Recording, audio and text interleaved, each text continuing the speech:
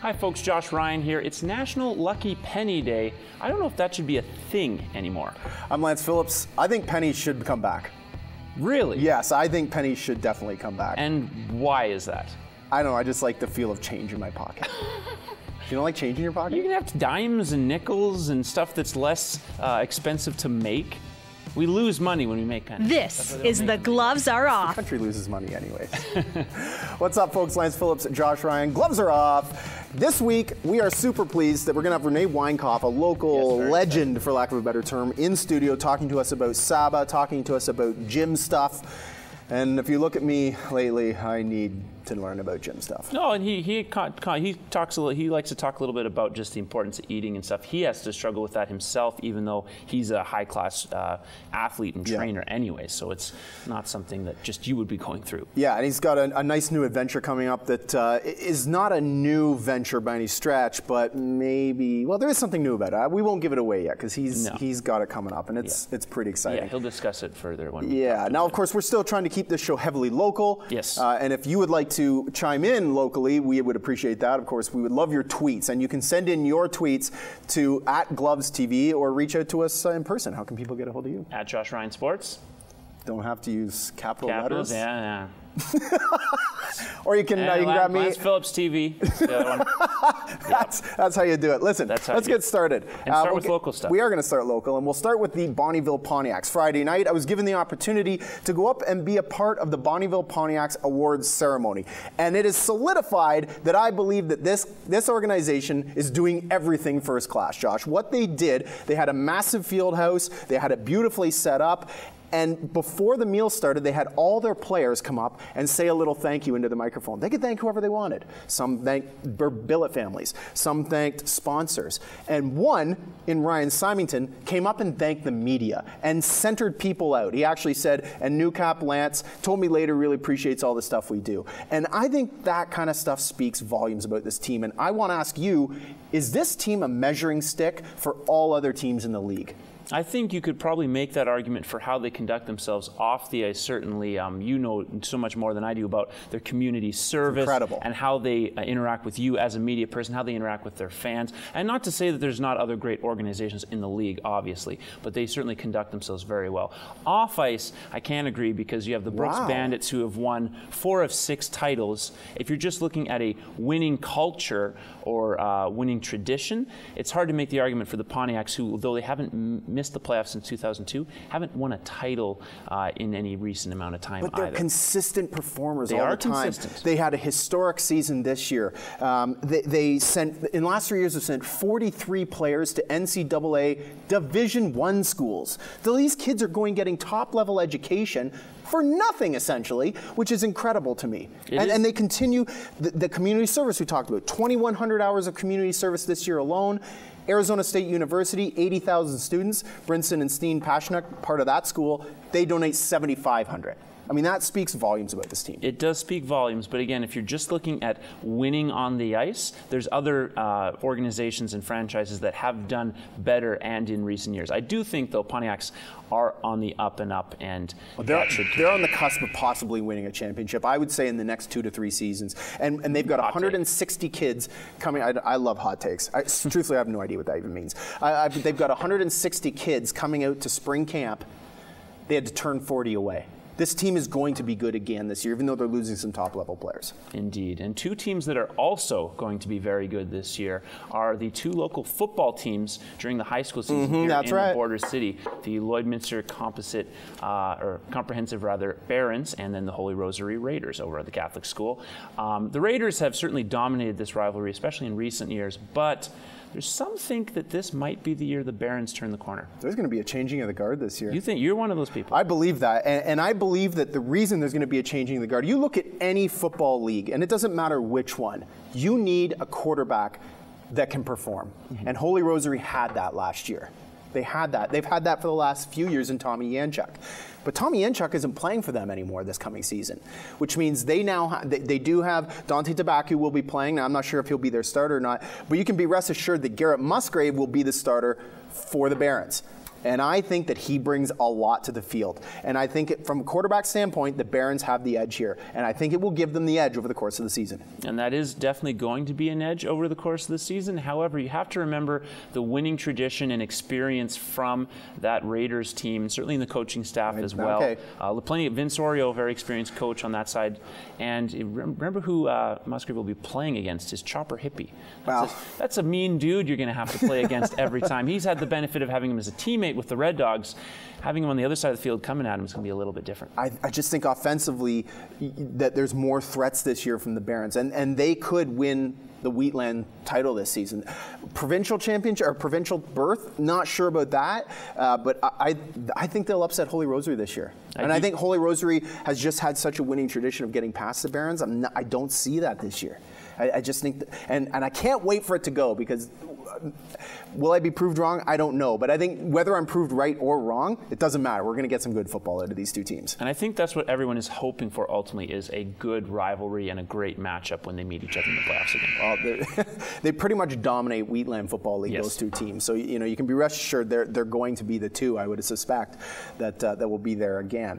Also on the comp football field this year could be a different flavor. And by that I mean, instead of all boys, there could be a female in the mix. Jillian MacArthur, who was out for the Barons spring camp recently, says she wants to play, Josh. And I think this is awesome. This did not exist ever when I was in high school, ever. And we're seeing this more. We're seeing women and girls starting to get involved in boys sports a little more. How would this change, or would this change high school football in Lloydminster if Jillian is on this team? I think it will change depending on the amount of success she has. Because obviously if she were to not make the team, then it is a one-day news story and it goes away. If she were to make the team, that is a story, and that is something that people will notice. But if she's only on the bench and doesn't get that many opportunities to play, then again, some people will forget about it and some people will move on. If she gets to play, gets on the team, gets to play, has a active role in wins and stuff like that, you're going to have not only the media like us cover it, you're also going to see young girls see that and be inspired by that. You're going to see parents take notice, and that really could spark a change.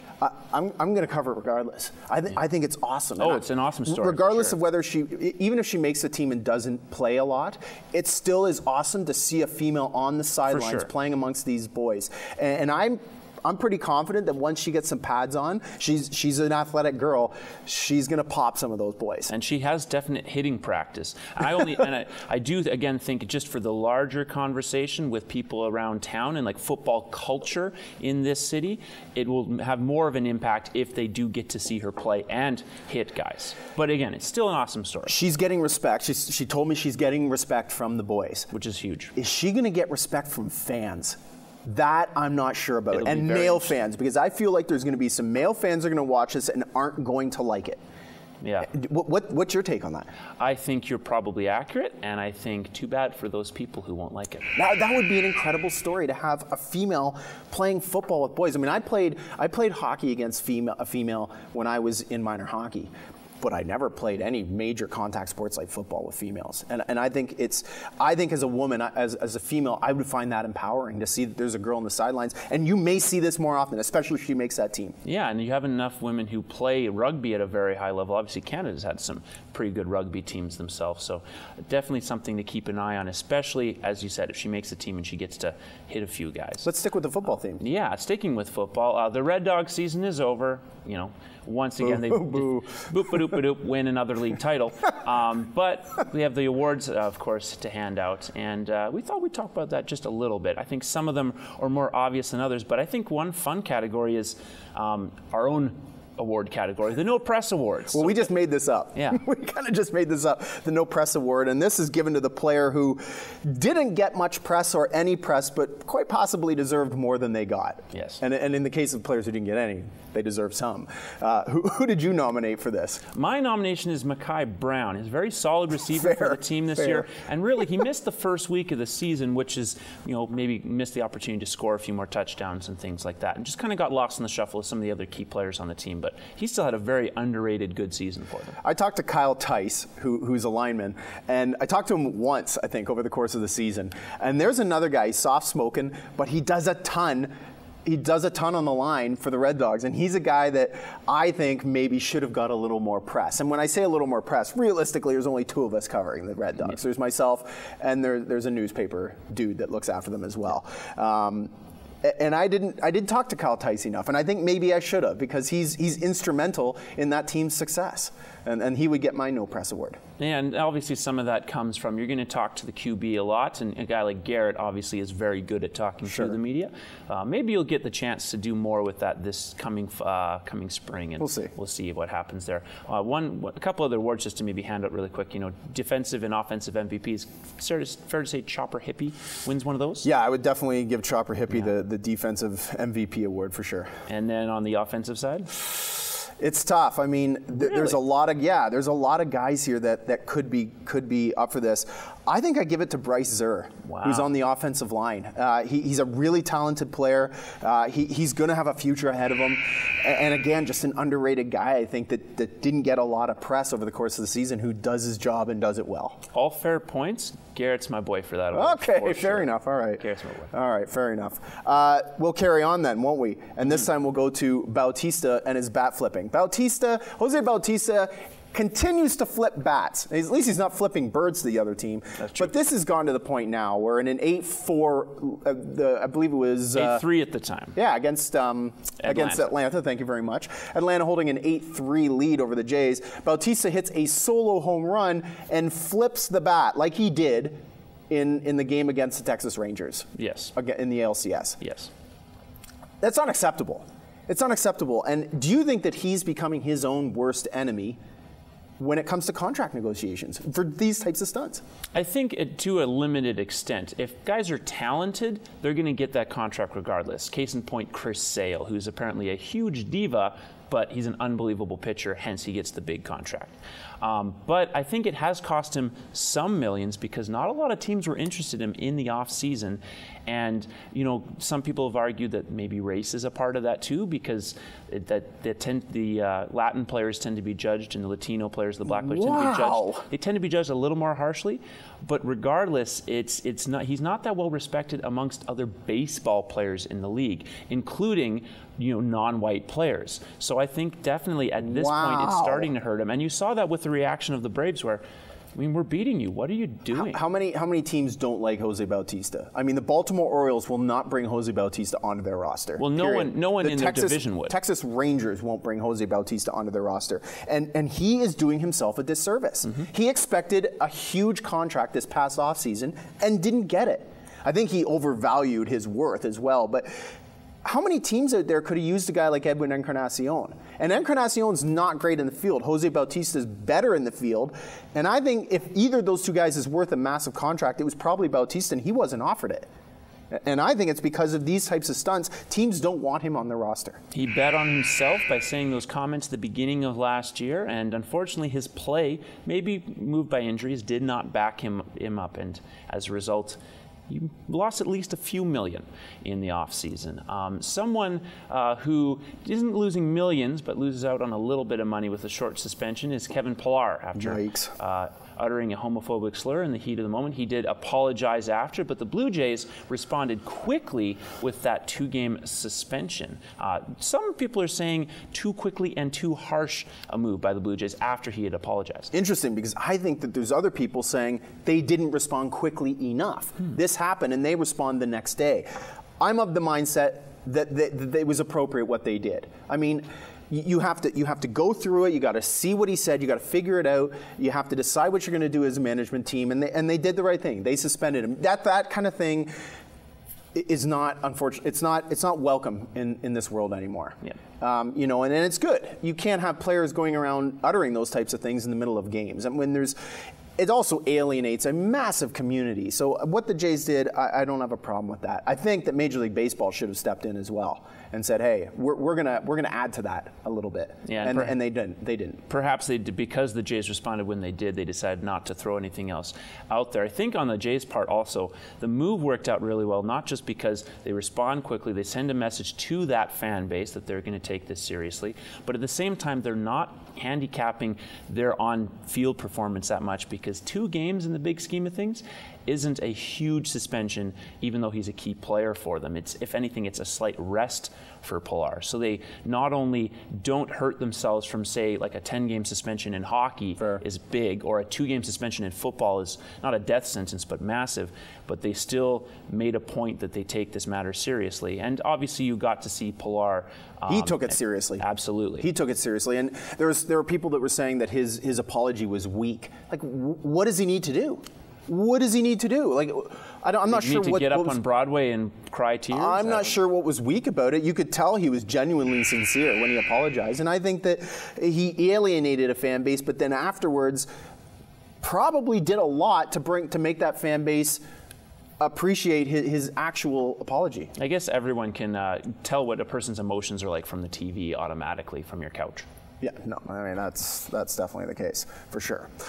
Canada, Sweden, World Hockey Championships. We said 2 weeks ago, or was it last week, that nobody was interested in watching this tournament. Yes. We still stand by that. Although Canada did lose in a shootout to Sweden, which is a terrible way to end a hockey game, Josh Ryan. It was an exciting game, too, unfortunately. But does this loss mean anything in the grand scope of Canadian hockey? It means a couple of smaller things. I have them listed down here. One, I think this means, and here's your hot take for the week, that Henrik Lundqvist is going to go down as the greatest goaltender to never win a Stanley Cup. The guy has won at every other level. He's been such a consistent performer, and he was great for the Swedes, stonewalling the Canadians in that shootout. But he's never going to win a Stanley Cup, and he's going to go down as one of those all-time greats. How can you say he's never going to win a Stanley Cup? Because the Rangers are not going to beat the Penguins and the Capitals and the Canadians to get there. And then, like, I think they had their chance. They got to the finals that one year. I don't think that team's going to be able to rebound and do it. Point number two, really quick, is that Sweden is always going to beat us when it's a shootout. That's just a matter of fact. Sweden owns Canada in shootouts. And third, the one issue with Canadian hockey that's maybe problematic, and not hugely problematic, these takes are wild, is we don't have a lot of goaltending depth compared to some of the other countries. We've got Carey Price, we've got Corey Crawford, maybe Marc-Andre Fleury. After that, who do we think? You know, Luongo's kind of past his prime. We had Calvin Pickard and Chad Johnson. What about Jonathan Bernier? Another backup goaltender in the totally NHL. Joking. Calvin Pickard and Chad Johnson are your goaltenders? Are you kidding me? That's not a strong contingent. Okay, fair enough. But I'm not... I know it's a lot to digest. A lot of people, the takes were just crazy. Like, they're never going to do this. They're never going. This is never going to happen. I know. I don't usually. You don't mess around. Like, I don't usually wade into these waters. No one. Yeah, you're going full tilt. It's like the polar plunge. But this loss does nothing for it. It's meaningless because the tournament itself, to me, is totally meaningless. There's no Sidney Crosby playing for Canada. Sure. You know, there's a lot of players that aren't even in this tournament, because they're either still in the or they're injured, or they're still in the playoffs. So it's a meaningless tournament. You know, a lot of people are up in arms about the fact that, you know, Canada is no longer a powerhouse, and to some extent I agree with that, because there's every team now, for the most part, you've got a bunch of different powerhouses, but this loss does nothing. It does not affect Canadian hockey. It doesn't change the fact that this is still what I believe to be the strongest hockey nation. And we're still going to win the Olympic gold medal. We're still going to compete for the junior gold every time. More takes. You're right. The scope doesn't change much. More takes. How about I don't LeBron? know what's wrong with me today. How about LeBron?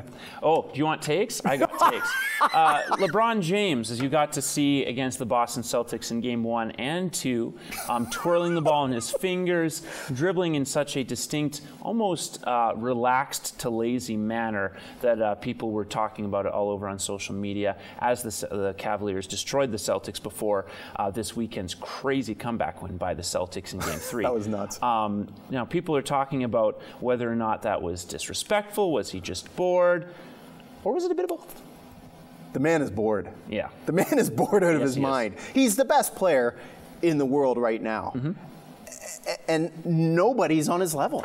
There's nobody on his level, and certainly not in the Eastern Conference. No. He's bored. Yeah. No one. It certainly looks disrespectful. but he's bored. Yeah, I would say it is disrespectful, but no team can do anything about it until of course Game 3. I think that attitude may have caught up to LeBron and the Cavs just a little bit, because even in that third quarter where they're up by 21 in Game 3, you could almost see LeBron going, well, someone else can take over the game right now. I've done this all playoffs. And all my career. Instead, even though Kyrie Irving and Kevin Love had decent offensive games, no one played good defense for the Cavs, which has been the issue that people were talking about going into the season. And unfortunately for them, they're not going to have the same rest the Warriors probably will when they go into the finals. And that really proves, I think, this ultimately proves that the Cavaliers coasted the entire season. It's pretty unbelievable. Yeah. When you think back to, resting players and all this kind of stuff, it probably wasn't even necessary. They probably didn't need to rest these guys because they're coasting now. Yeah. They're coasting now through the postseason. Yeah, and it'll be interesting to see going forward if having that little lack of rest compared to what the Warriors have had by dominating the Spurs makes a difference. You've already picked these two teams to get in. Well, they're both in. They're both. But they're not in yet. We knew what the final was. Even though I hoped the Raptors would make it, we knew what the final was going to be. And unfortunately, the Raptors crapped the bed, and there was no suspense. Give me one more. Who's winning? Just pull or plunge. Who's winning? Oh, well, I think Golden State will win. Oh, I think. Okay, so this time it's an I think. But then Golden State was supposed to win last year, and then Draymond Green hit LeBron where he wasn't supposed to hit him, and the rest is history. I've got more winners. Oh. Everybody watching the Gloves Are Off, because Renee Weinkauf is next on the other side. Stick with us. That is coming up around the corner.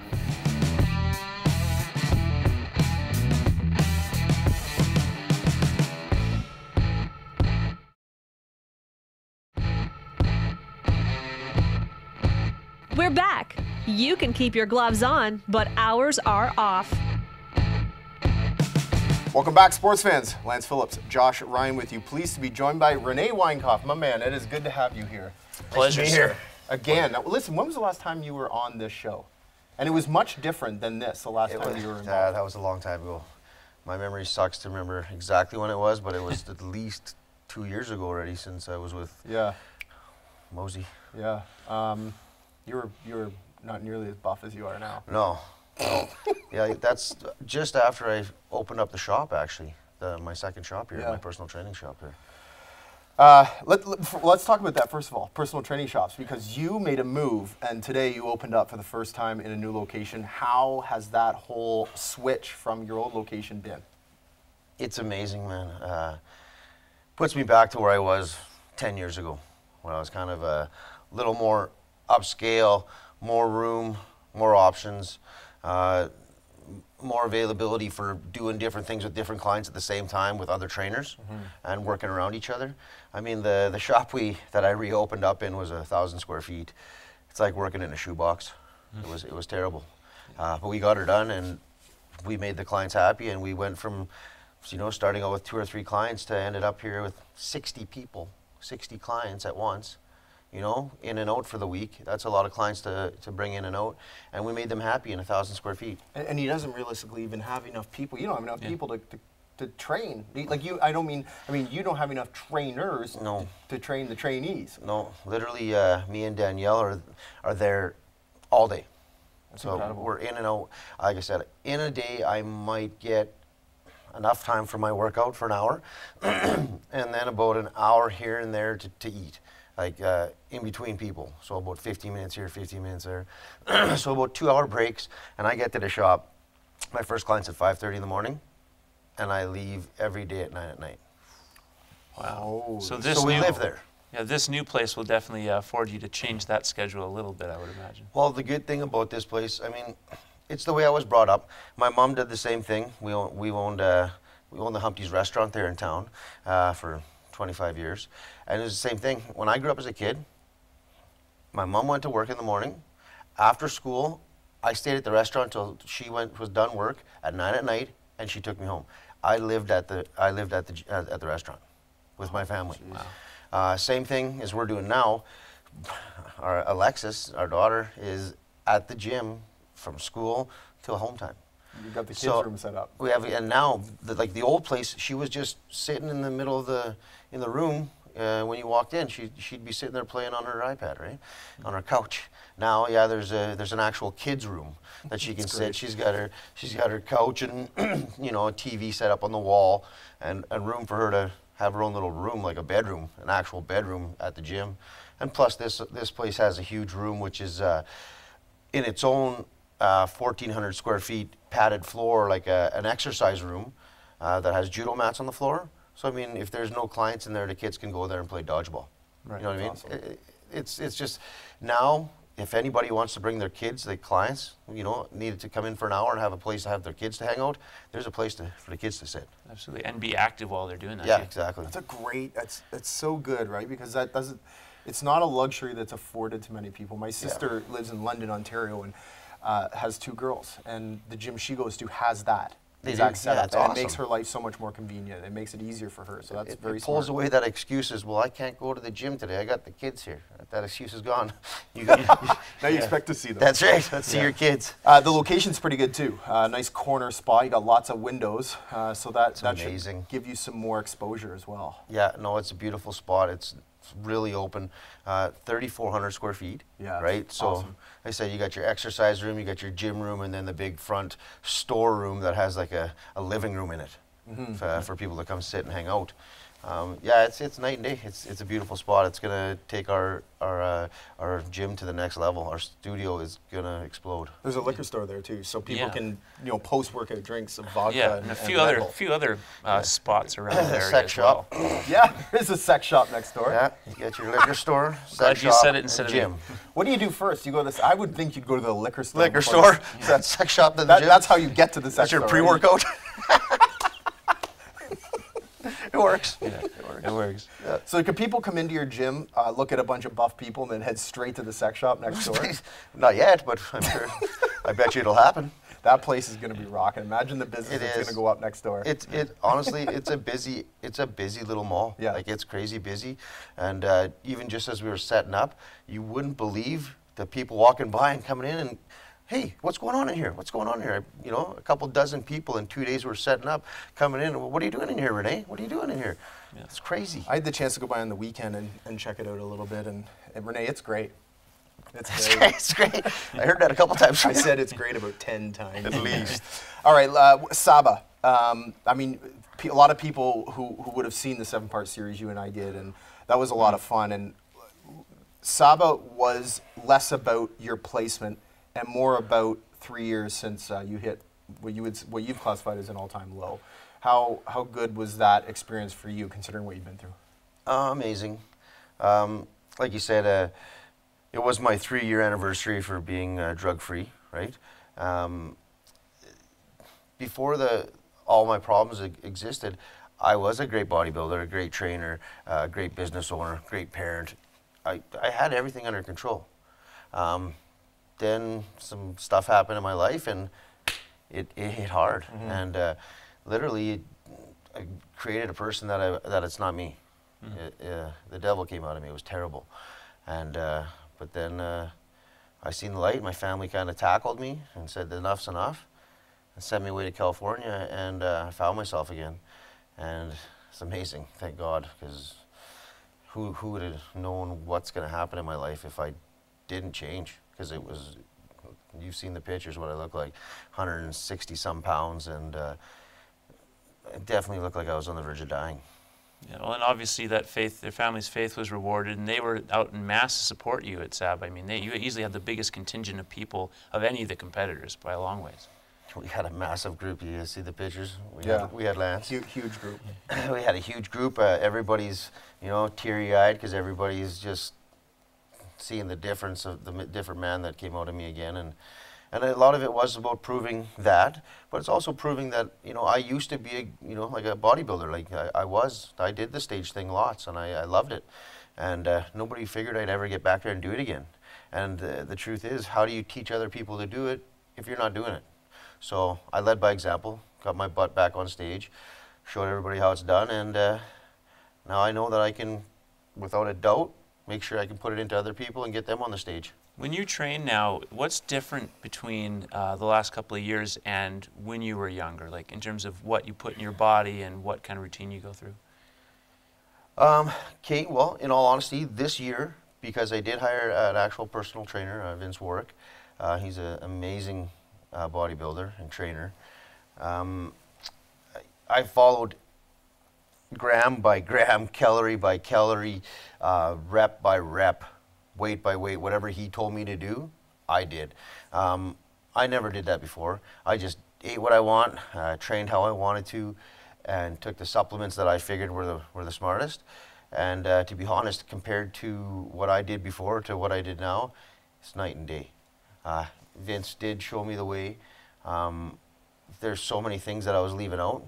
To all that hard stress on your body and not putting in the right vitamins, minerals, and stuff like that, you're not going to get the rewards that you should be getting by tearing your body apart. Right. You got to feed it properly, and you got to make sure you're getting all your vitamins in there. And I never was. This is the craziest and most strategic plan I ever had for bodybuilding, and I did definitely get the best results I've ever had. I was going to say it paid off. We were talking before we sat down here, and I thought this was very interesting. And when you are on stage in that situation, your body's at its weakest because you've essentially drained it as much as you can to get it so tight. So afterwards, you have to go through a post-show routine as pertains to eating, just like you did coming into the show. Right. What's that experience been like so far? Because when we were talking about it, you said it hasn't been what you'd hoped. No, I kind of messed up. Yeah, you know how you come into the diet slowly, right? Mm-hmm. Well, you're supposed to reverse diet. What does that mean? So reverse diet is just slowly introduce the calories and all the things that normal people eat. We eat every day. You got to reintroduce that slowly, not just sandwich it in there, and your body's like, what the is going on here? And you've been crushing food. And like I told you, yesterday I had McDonald's, Taco Time, and Subway, plus regular food, right? So I killed it, and I messed up. So right now I'm holding water that's very unsafe actually, because my stage weight was 194, and this morning I weighed in at 228. So we're talking over a 2-week period here. 2 weeks, yeah. So I put on so much weight that's not even funny. So now what we got going on is I'm holding so much water, it's not even funny. Like right now it feels like I'm working out, that's just so pumped right now, and I'm just sitting here, right? Everything on me is completely swollen. So now we got, I'm back on diuretics, some natural diuretics, and I'm back to slamming as much water as I can, getting me in a day. Yeah. And it will work its way out. I mean, it's nothing that's gonna hurt me, but it just seems weird being so big when I was just so. I mean, I can see it in you just right here, even in your arms and your shoulders. Yeah. So how, like, I want to go back. I was about, yeah, like I said, about 228 or so this morning. I'm sure when I'm sitting normally, I'll be at about 218. So I got about, I'd say, 10 or 15 pounds of extra water that shouldn't be on me right now. I guess that also means you have to train. You obviously were wanting to go for surgery soon, but you have to train carefully as a result now as well. Yeah, exactly. I'm going to sit down with my doctor here this week, and we're going to find out what's going to happen about my torn bicep. And then, yeah, I'm going to have to totally change everything working around my bicep, which kind of sucks because I'm not going to be able to use this arm for probably about 3 to 4 months. Pretty important considering it's a secondary muscle in so many exercises. Yeah. So it's going to be a whole different world for a bit. One thing I wanted to ask you, and I've talked to people about this before, and when you're on stage, we talked about tattoos and you were just rubbing your arms there to maybe think of it. You have a lot of tattoos. How much of a detriment is that when you're on stage trying to compete against guys who don't have any? Right.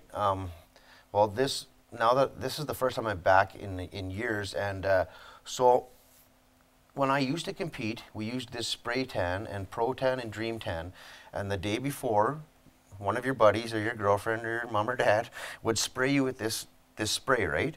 And by the time you got on stage, you were black. Like I was as dark as I could be. You couldn't see any tattoos, right?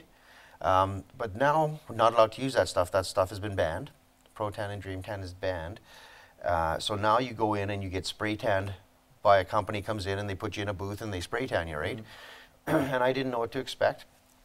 So it costs a pretty good amount to get it done, but then you can get this extra one done that makes you, so it's a cover-up, a cover-up for all your tattoos. And I didn't get that. I thought, oh, this stuff will be good enough, but you could definitely still see all my tattoos. And I'm wishing I did get the tattoo cover-up, because yeah, your muscles, you can see a lot more form. It's like you don't know if that's my muscle or if it's the tattoo, right? Yeah. You don't know what's making the shape. So it is hard to be a judge when you're judging a guy with a lot of tattoos like me, because it's what's going on right now. But if I was all dark, then you know that the shape is my shape, right? So it's hard to be a judge against a guy like me that their tattoos are popping everywhere, because the shapes and everything's just, they have to look at that, and they have to grade around it, right? Which is already tough in a class that's pretty new, that judges haven't been used to judging in the past. Yeah. Right, like the classic physique has only been out for a couple years, a whole new world. The best world in my mind. It's the coolest category that's ever been made for bodybuilders. But yeah, it's a whole new world, and they're just learning how to critique this right now. Yeah. So it's hard to be in their position right now as a judge. About the latest tattoo you have, we talked about it before a little bit, but just kind of go over it again, because you've got some on your left arm that are quite significant, and then you've put one now on your right that holds some bearing too. Right. Every tattoo I have has a meaning behind it. I'm not one of those guys that, oh, hey, I like the way that picture looks, I'm going to get that tattoo. Every tattoo on my body has a story behind it, right? I mean, obviously, here's my son, Darius. He's getting covered by a faux dog, which is an Asian protector. And here's my son, Deacon. He's by the Asian tiger, which is another protector. So then about, I'd say a month and a half ago, my daughter, Danielle's daughter, asked me when I'm going to get a tattoo of her name on me. She said it's just not fair. So I thought, you know what, she's right. So about 10 minutes after that conversation was over, I messaged my sponsor, Jared Olson from Skinnies, and I asked him if we could get a tattoo anytime soon, and he messaged me back saying no. But he texted me back the next day. He goes, man, actually I got a spot, just opened up, and it turned out it was on my 3-year anniversary with him, and he's my sponsor. Yeah. So it worked out that me and him got to actually spend the day together, my 3-year anniversary together, getting a tattoo. That's cool.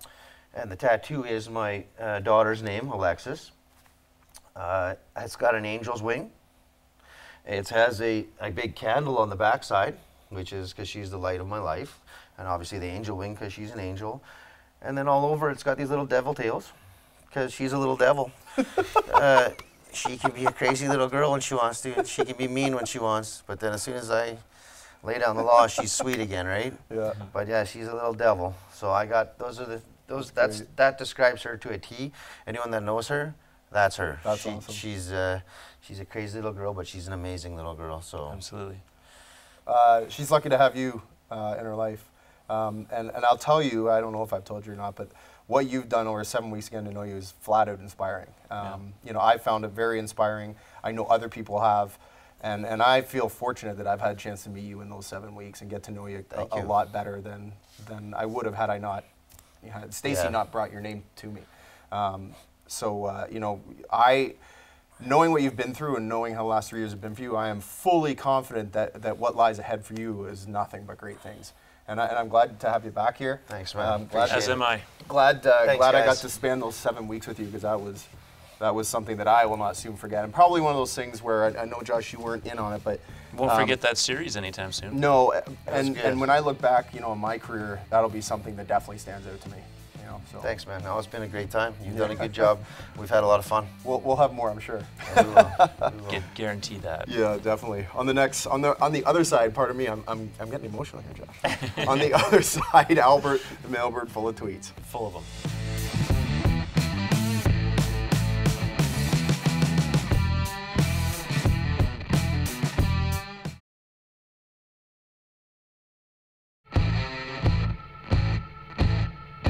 We're back. You can keep your gloves on, but ours are off. Hey, sports fans. Lance Phillips, Josh Ryan here. And Albert. And Albert. Tweet. With Albert. And he's been flying all over the place, picking up lots of tweets. There's a ton in there. He's been very busy this week. Literally don't have enough time. It's amazing how efficient he can be when he's not off on a bender. Hey, there's mail. You have the honors here. He wants you to get one going here. All right. Said honors. This is from @Roger_Sherman. Obviously works in sports media. Wow, I never thought I'd see the day the greatest of all time got caught. Congratulations to Tim Tebow. Many goats. And as you can see, he has caught up to the great Michael Jordan in minor league home runs. I hope Tim Tebow makes the majors. I hope he plays Major League ball, man. I think that's an awesome story. It'd be great. People would hammer him, of course. Obviously. But people are hammering so him. good, yeah. It'd be so good if he could play some Major League ball. Yeah, I'd love to hear MJ's take after seeing that tweet. All right, so this is great. This is Marty Bannister, @Marty Bannister. Of course, this is when the Washington Capitals were still in the postseason. Yes. Alex Ovechkin, maybe. First of all, the guy's grammar's terrible. Alex Ovechkin may be only Russian, not having any influence in Washington right now. And it got almost 23,000 likes. Wow. And I think what he meant to say was Alex Ovechkin may be the only. Yes. Yeah. Bad grammar aside, it's an interesting point. It's not maybe. Maybe is like, maybe you'll pick the next tweet. Yeah. That should be two separate words, maybe. Smart enough. Christine, this is from @TheScore, talking about the story of Christine Leahy responding to LeVar Ball about disrespecting and threatening me.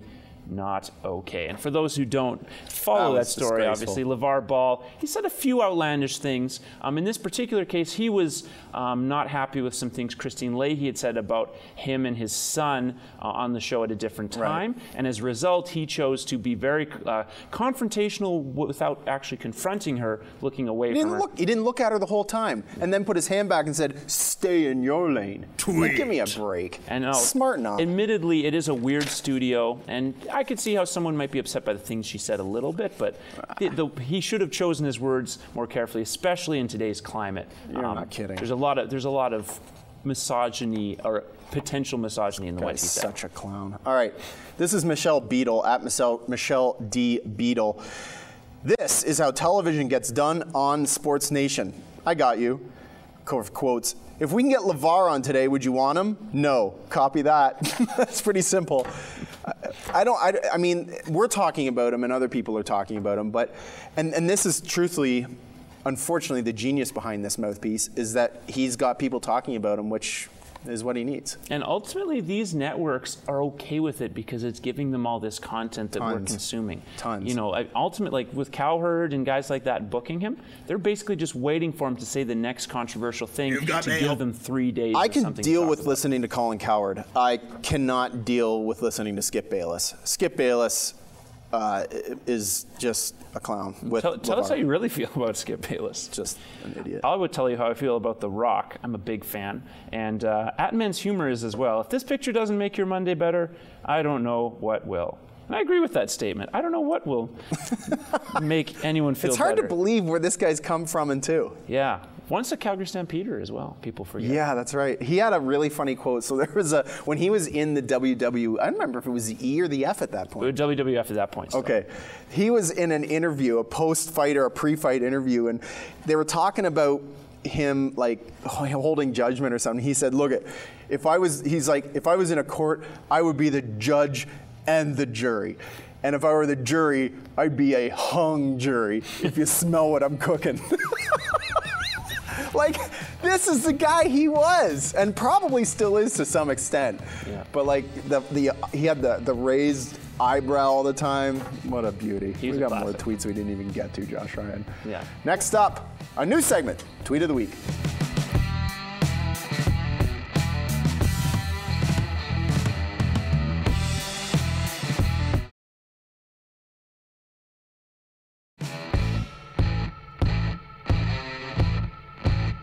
We're back, and the gloves are still off. Welcome back, sports lovers. Lance Phillips, Josh Ryan with you, and Albert wanted to stick around because we had a tweet that he really wanted us to read. So yes. We're gonna go with this one. We missed it. It is pretty good. Yeah, it is a good one, and it's from a good tweeter at Pete Blackburn. It's almost like Ryan Getzlaf's head vein is trying to remind us where his hair should be. And, it's pretty funny. That's pretty funny. I feel like Getzlaf's actually a pretty good-looking guy. He pulls off the bald look, but it's also pretty accurate. It's just like, hey, look, this is pretty bare. Pete Blackburn always has some good stuff. Yeah. All right, so this is something we're going to, instead of score this, we're going to do another little segment called Tweet of the Week, where we've each picked a tweet that kind of, that we liked, that is essentially the week's best for us. So Josh, you go first. Mine is, I just go straight for the light stuff all the time. This is from a great Twitter follow, as always, as we've featured it many times. What he looks like, at what he looks like. And this particular one is pretty accurate. Quinn Snyder, head coach of the Utah Jazz, looks like the bad guy in Bad Boys 3 if it ever happens. And I mean, you could say the bad, the politician who has a scandal in a movie, the politician who's secretly trying to kill a guy. I mean, just any movie villain. That's Quinn Snyder. Hopefully it never happens. Bad Boys is terrible. It's in pre-production, actually. Mike Lowry. I'm Mike Lowry. Oh man, Bad Boys. I always say that about Kyle Lowry. It's an action classic. Kyle Lowry. That's action terrible. Classic. All right. Doesn't mean it's good. Mine comes from SportsCenter, of course, at SportsCenter. This is awesome. Yes. Beth Mowins will be the first woman to call a nationally televised NFL game. That's impressive, and there should be more of this because. Honestly, women are great to listen to. Their voice is different. It's a total change from what everyone's used to, and I like it. I like it. And we have so many people who work in the sports media industry, so many color analysts, or color commentators rather, who don't really do that good a job, in my opinion. They kind of struggle with the pacing of things. They don't often bring in good analysis. And this isn't even well, women can't play sports that you could hear from some people back in the day. Why can't a woman be a great color commentator or a great play-by-play person? And they can be. There's no reason. And you know you're going to get kickback from the armchair quarterbacks who think, oh, there's no place for women in the. Guaranteed that's going to happen. For sure, it's going to happen. But I don't see what the harm is because you have. I mean, think of Doris Burke and some of the great. Well, the stuff she did with Popovich lately has been outstanding. Yeah, it's finally someone who's just asking him some odd questions to get him to do more than just be mean to a reporter. And Doris Burke, though, is.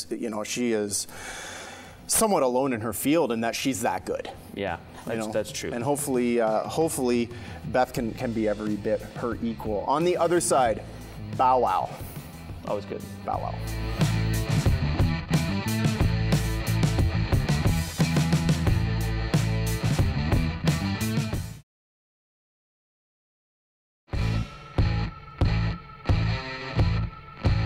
If you can't score, you might as well drop the gloves. Hello, Lance Phillips, Josh Ryan with you for Bow Wow. Best of week. Best of week. Worst of week. Worst of week. Best of week's pretty good. Yeah, and worst of week's pretty great too. Worst of week is really good. Worst of week. All right, let's start with best of week. Out. Why don't we start with best of week? And this comes locally. This comes from Lashburn Lucky Junior Girls Rugby versus the Saskatoon Sirens. And this girl from Saskatoon, she's on the move. She's absolutely on the move. Running pretty well? Yeah, she is. And she's not running so well anymore. Not running so well anymore. Not bad. That is a pretty good tackle there. Josh Ryan, what are you scoring that?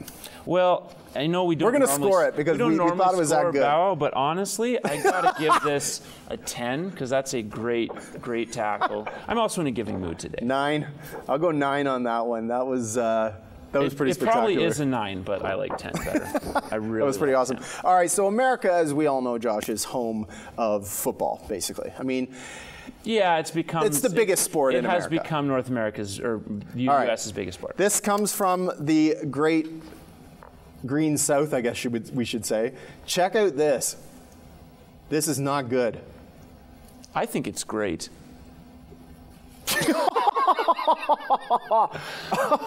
Oh my God. That is unbelievable. And that's all we got for you this week. That is a 10. That's it. That is a 10. See you in a week. Thanks for watching. Take care, folks.